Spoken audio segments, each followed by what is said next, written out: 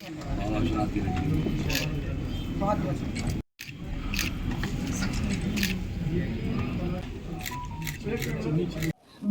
ने अपने इन संवैधानिक संस्थाओं जिसमें ईडी, जिसको हम आपराधिक वसूली मशीन कह रहे हैं, इलेक्शन ईडी मतलब इलेक्शन डिपार्टमेंट, ईडी मतलब एक्सटॉर्शन डिपार्टमेंट, वसूली केंद्र बन चुका है।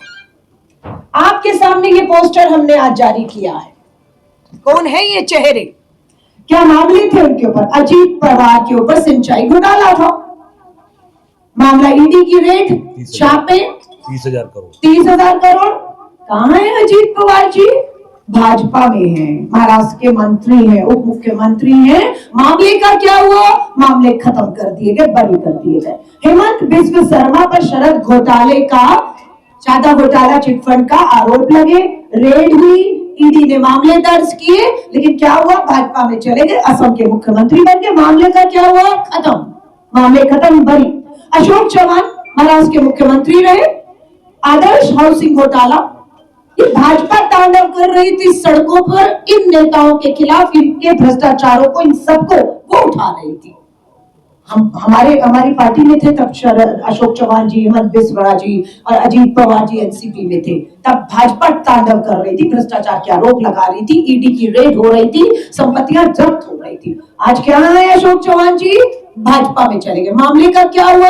मामला बंद, फाइल बंद, खत्म। नारायण राणे लैंड घोटाला कहाँ है? महाराष्ट्र में भाजपा में चले गए। छगन भुजबल कहाँ है? कौन सा मामला था? महाराष्ट्र सदन घोटाला, करोड़ों रुपए के भ्रष्टाचार, मनी लॉन्ड्रिंग के मामले ईडी ने दर्ज किए, भाजपा में गए। भाजपा की वॉशिंग मशीन भाजपा में धुलकर सारे दाग भ्रष्टाचार के धुल गए, और अब ये मुख्यमंत्री है, मंत्री है, केंद्रीय मंत्री है।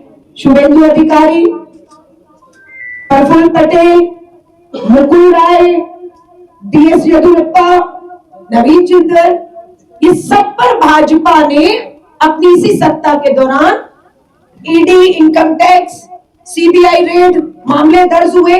सोच रहा था सजाएं होंगी, भ्रष्टाचार किया है, जांच हो रही है, लेकिन जांच रुक गई और जेल जाने की बजाय भाजपा की वॉशिंग मशीन में धुलकर सबके सब भाजपा में शामिल हो गए। ये सच्चाई है इस भाजपा की। कब का अखबार है? 1937 का। देश की आजादी से 10 साल पहले, देश आजाद होता है 1947 में, अखबार 1937 में बनती है। किस लिए बनती है? अंग्रेजों की तानाशाही के खिलाफ आवाज मुखर करने के लिए, देश की आजादी में जो हमारे स्वतंत्रता सेनानी थे, जो देश की, भारत मां जब गुलामों की जंजीरों में थी, उसे मुक्त कराने के लिए लड़ रहे थे, तब 1937 में पुरुषोत्तम दास टंडन, आचार्य नरेंद्र देव, रफी अहमद किदवई और देश के प्रथम प्रधानमंत्री भारत रत्न पंडित जवाहरलाल नेहरू जी ने 1937 में एक कंपनी बनाई, एसोसिएटेड जर्नल लिमिटेड करके, एजेएल। उसको काम सौंपा कि आप 3 अखबारें चलाएंगे, और 3 अखबारें हिंदी, अंग्रेजी, उर्दू में छपनी शुरू हुई।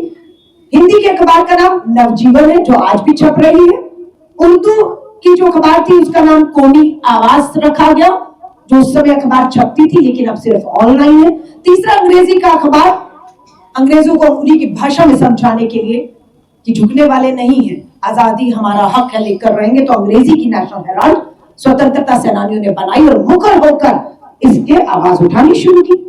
झूठ बोल रहे हैं, साबित करने को कहिए। अलका लांबा साबित करके जा रही है कि ईडी ने पिछले 10 सालों में 5000 मामले दर्ज किए, मात्र 24 आरोप साबित हो पाए हैं, और जिसका 1% बनता है। और 98 मामले जो हैं, 100 में से 98 मामले जो हैं विपक्ष के खिलाफ है, जो आज तक साबित नहीं हो पाए, जिसमें नेशनल हेराल्ड भी एक मामला है जो 10 साल से साबित नहीं कर पाए। अनुराग ठाकुर ने आज प्रेस कॉन्फ्रेंस की। आपके प्रेस कॉन्फ्रेंस से पहले उनका कहना है कि कांग्रेस ने 50 लाख रुपए का लोन दिया, कांग्रेस पार्टी ने, नेशनल हेराल्ड को बचाने के लिए, एजीएल के लिए। हमने इस आरोप में कितनी सच्चाई? जबकि उनका कहना ये भी है कि शेयर 76% सिर्फ और सिर्फ गांधी परिवार को गया है।